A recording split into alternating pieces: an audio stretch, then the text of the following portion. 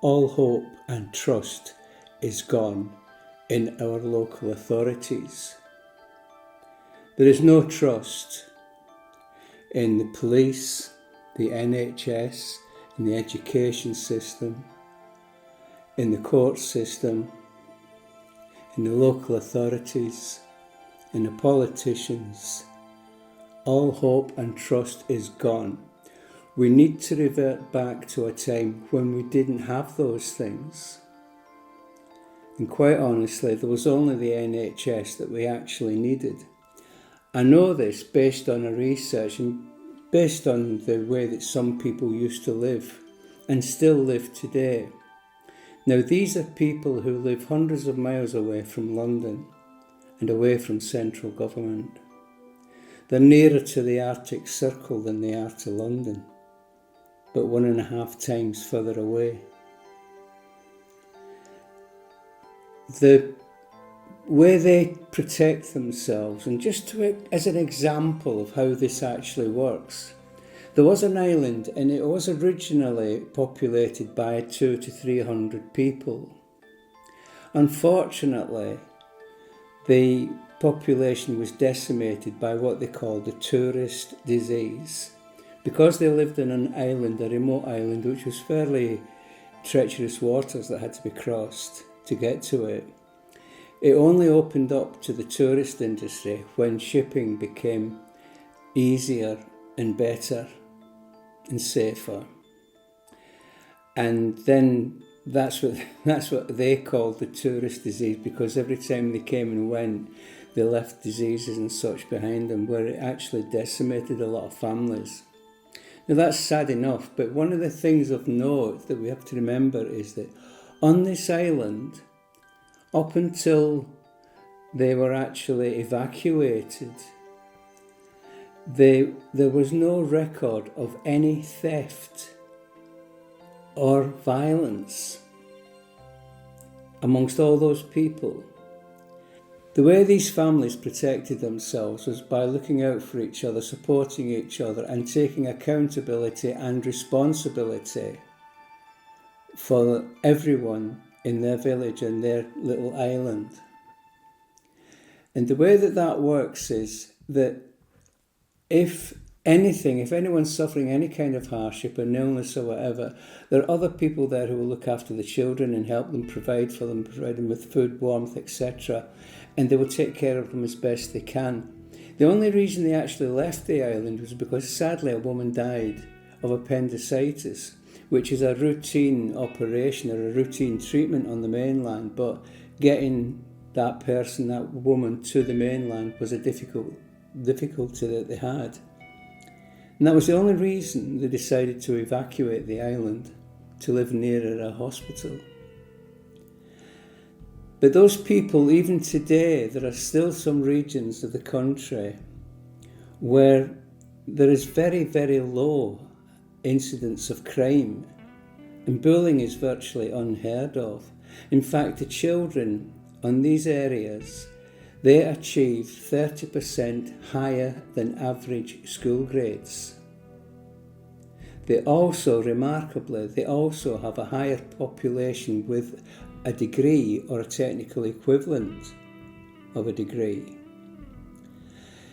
Now, these people are not super intelligent, gifted, or anything different from anyone else. The only difference is they don't get the same amount of government interference. Let's just start with the education system. For one thing, the education system in this country is absolutely appalling. They're not taught Christian values. They're taught to not express themselves. They're taught to keep their mouth shut. And they encourage children to change their gender or do whatever the latest trend is. That's not what school is about.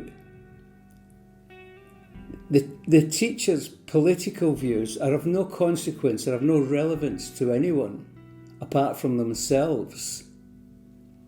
And these things should not be shared in a school. And certainly when they were allowing people who wanted to pretend they were animals or pretend they were another gender, and so that they could get into the other genders' dressing rooms and such, this was allowed. Now, normally, logical for anyone to consider this to be an appalling situation.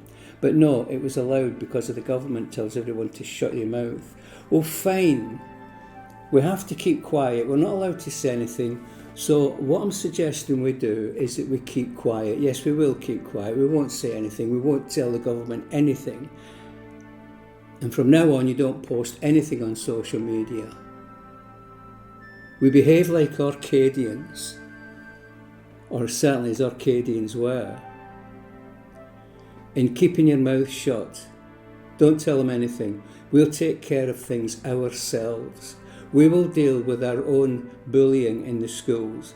We will deal with our own crimes or criminals in our area. We will deal with our own drug dealers.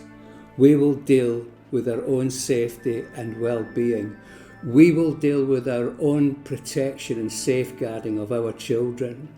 We will take responsibility and accountability for everything that happens in our particular part of the world. We will take care of our own the way that we should, in the way that we always have done for thousands and thousands of years. There's evidence from archaeologists to prove this, that we just looked after ourselves, we dealt with our own people. And what the government did was of no consequence to them whatsoever. People don't believe me sometimes when I tell them that the policing ratio, the actual number of police officers to the number of population, is one police officer to every 110,000 people. Now you work out how many hundreds of thousands of people live in your district, in your town, your city. Then for every 100,000 you had one police officer, one full-time police officer. Imagine that. It's the equivalent to the old Wembley Stadium and the new Wembley Stadium, both filled to the gills, and only one police officer on duty. It's the equivalent of that. That's how safe and confident these people were in taking care of their own business. Now, in practical terms, let me just explain what this actually means. It means that if your child is being bullied at school, chances are they're not the only one. So you form what's called a parenting cooperative. I'll put a link up on the top just to show you where the parenting cooperative websites are and where the videos are about how a cooperative actually works.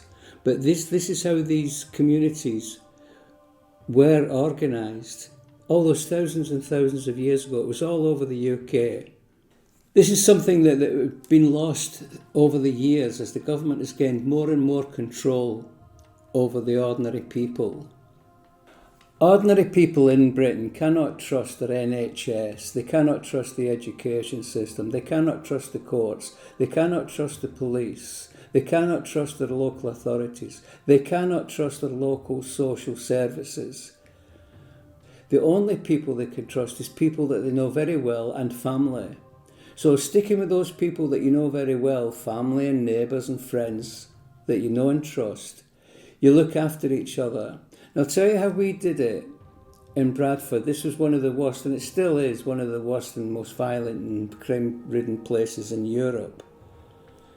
And the way that we did it was we sent someone, neighbours, friends, anyone out there, to collect our children from school. And because we all kept in touch with each other, not on social media, but privately over the phone system, we could coordinate our efforts to make sure there was always 2 or 3, in our case, there was always 2 or 3 cars there ready to pick children up at the school gate. And we brought our neighbours' children home before we brought our own children home. And a lot of us did that, and that's how we kept our children safe. Now, as regarding bullying in school, because we were all together and all the children knew each other and they knew each other's parents, etc., we were there as a small mini village on our own. And this is what you need to form, your own little village based on the school. Using the school as a base. You each have your own little tiny village and you don't allow anyone in there. You don't allow anyone access because the minute you do, you're putting everyone else in danger. Because I'll tell you what happens when these monsters are peddling drugs to young school children. They might be too scared to tell their parents, but they will tell their friends. And those friends go home and they tell their parents, and those parents who know the parents of that child will get in touch with them and they will inform them. So if you go to the school and say, look, there is bullying and drug dealing going on at the school, we will not send our children to school while this is happening. That forces their hand, that forces them to do something. And I'll tell you what I did, which actually worked. My stepdaughter at the time it was, but I went to the school to explain why my stepdaughter just suddenly walked out of school. And when I went to account for myself, I said that I told her if she felt threatened or intimidated in any way, shape or form at school, she had to come back home to me, where I was at home most of the day studying at that time. And they didn't know what to say to that. They had no answer to it. And so they agreed that if this girl, their stepdaughter, felt uncomfortable or uneasy or afraid, she had to go see this particular support teacher or teachers, whatever she was. And they would sort it out and deal with it. And that worked fine. But to let the teachers know that you will not stand by and do nothing while their children are being bullied. You must make a stand. You must say something. You must stand together and do this. So that if there's more than one child being sold drugs or more than one child being bullied, which I can assure you there will be, there'll be more than your child being bullied or intimidated, harassed or assaulted. That's when you must club together, get together and say, until this problem is solved, we will not send our children to that school. They'll have to do something because they rely on their money by getting a reasonable amount of points from Ofsted. And if nobody turns up at their school, absenteeism is one way that they will lose money. They will lose funding if they don't deal with it. So that forces them into taking action on this. But let them know that they're working with children whose parents make a stand to protect them, the children, and will stand up for them, not just on their own, but all the neighbours will, and other parents. They all know each other. And just to keep your children safe, if they want to go anywhere, if they want to socialise, make sure you know who's going and make sure where they're going, and always contact the parents, whoever they're seeing after school. But we've got to be strong and stand together. We're not just saying anything in first thing that comes into our heads and shoving it on social media. No, that tells everybody too much. Remember the Glasgow Smile? The reason for the Glasgow Smile was a message to everyone, and certainly in where I lived, everyone got the message, keep your mouth shut.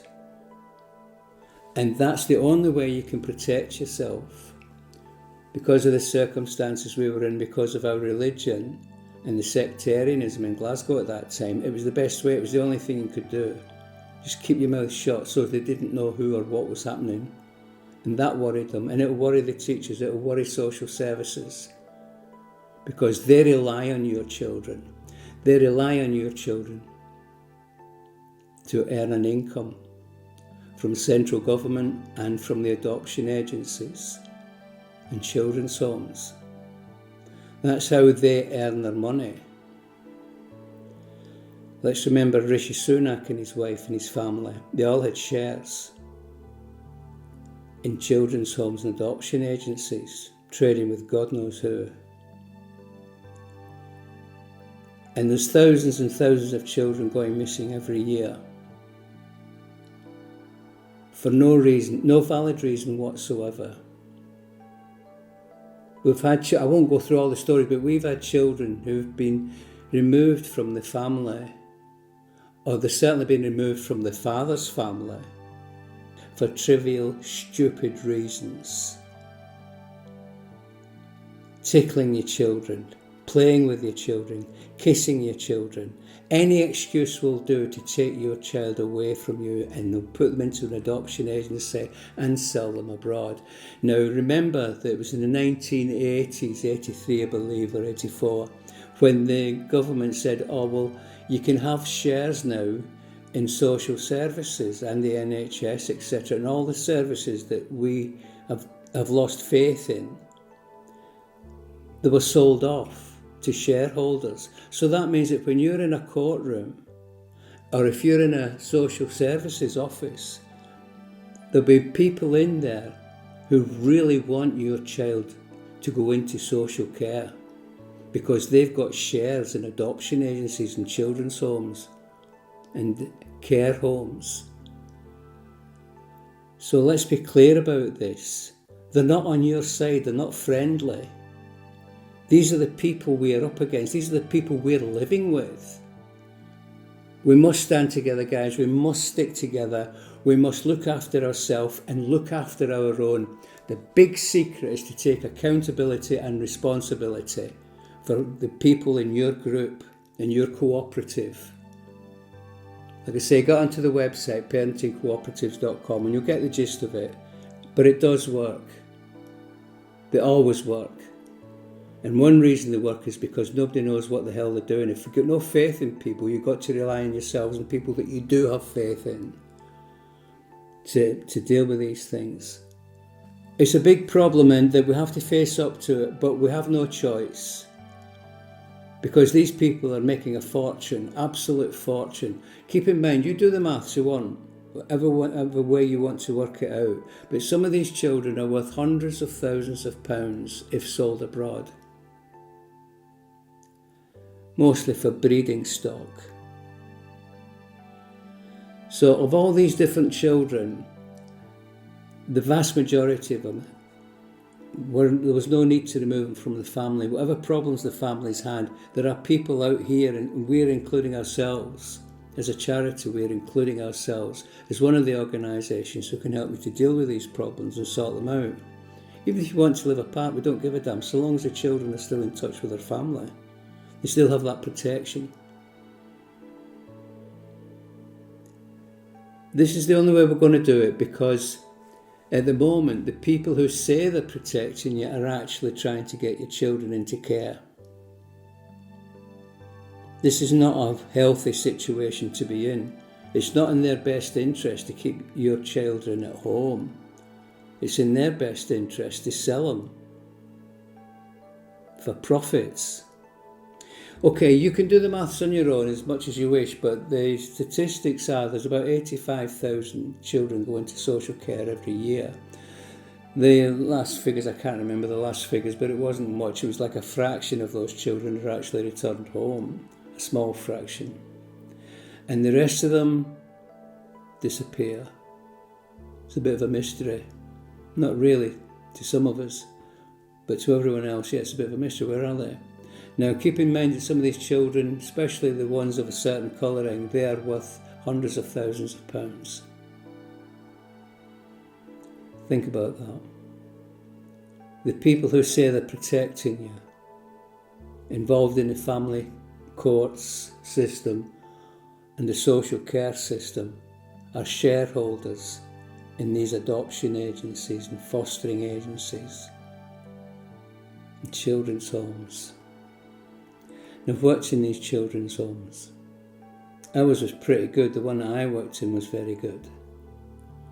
But they weren't all like that. It was a shock to me how bad some of them were.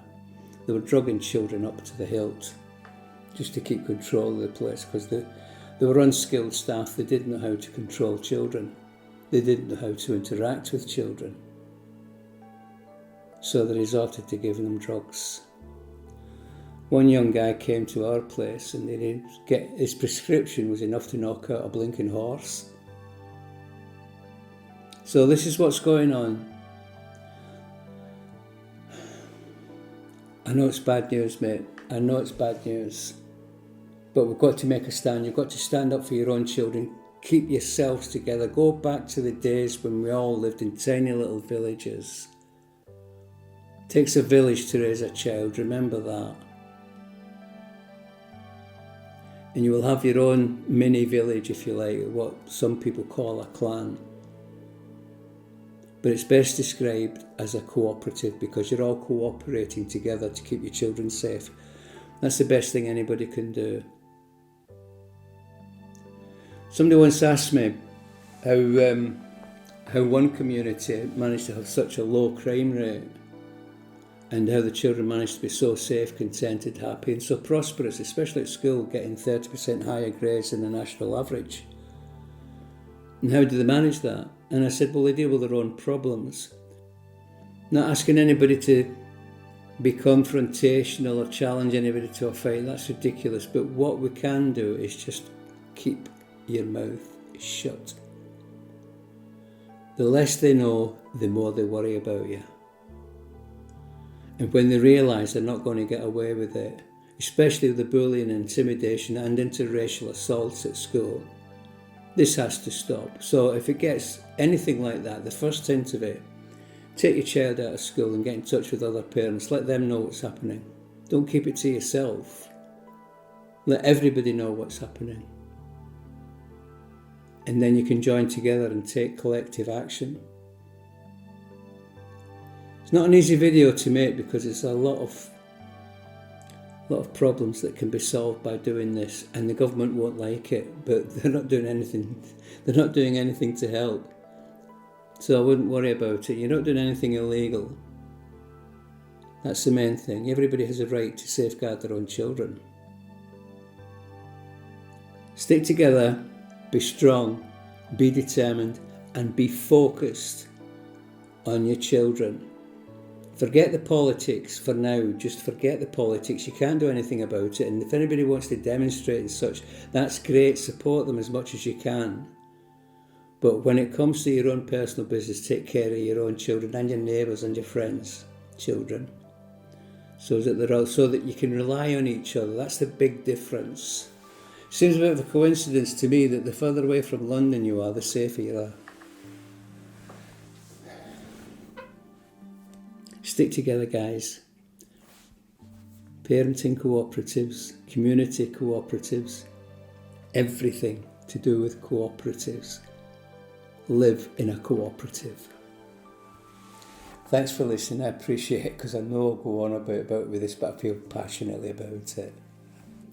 Thank you very much for listening to the end. I wish you all well. Thank you.